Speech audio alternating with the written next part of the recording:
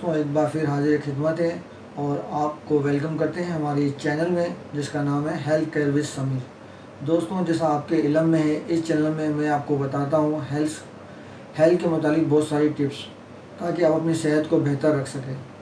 क्योंकि health is the wealth, ये जुमला तो आपने ज़रूर सुना होगा कि सेहत हज़ार नेमत है। अगर आपके पास लाखों करोड़ों रुपए हो और हेल्थ ना हो या आप बीमार हो, सेहत ना हो आपके पास, तो वो हज़ारों रुपए किसी काम के नहीं, क्योंकि आप बिस्तर पर पड़े रहेंगे और उन रुपयों को आप इंजॉय नहीं कर सकेंगे।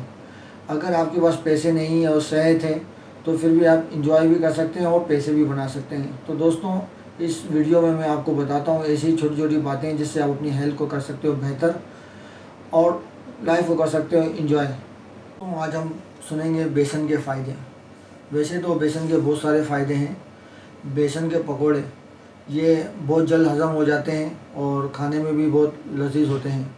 दोस्तों सर्दियों में बेसन के गर्मा गर्म हलवा ये ज़ुकाम के लिए बहुत फ़ायदेमंद है। सर्दियों के अंदर अगर आप बेसन का गर्मा गर्म हलवा बनाकर खाएं तो ये आपके ज़ुकाम में आराम देगा।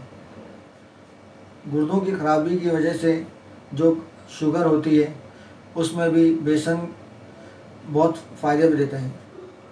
शुगर के जो मरीज़ हैं अगर वो बेसन की रोटी खाए तो उनके लिए बहुत ही मुफीद है, क्योंकि शुगर के अंदर जिस्म कमज़ोर हो जाता है और बेसन की रोटी जिस्म में ताकत देती है। इसके अलावा अगर आपको नज़ला है, ज़ुकाम है, आपके जोड़ों में दर्द है और ख़ास तौर पे जिन लोगों के पेट बाहर निकले हुए होते हैं उन लोगों के लिए बेसन की रोटी बहुत ही मुफीद है। अगर जिस्म में खून का दबाव बढ़ जाए और शरीयानों के गिर्द चर्बी जमा हो जाए तो ऐसे में बेसन इस्तेमाल करें जो आपको बहुत फ़ायदा देगा। दोस्तों अगर आप बेसन का इस्तेमाल करते हो तो ये आपके गुर्दों को साफ़ करता है, खून को भी साफ़ करता है और हाजमा बेहतर करता है। वैसे तो बेसन के बेशुमार फ़ायदे थे मगर उसमें से कुछ चंद फ़ायदे मैंने आपके सामने रखे हैं।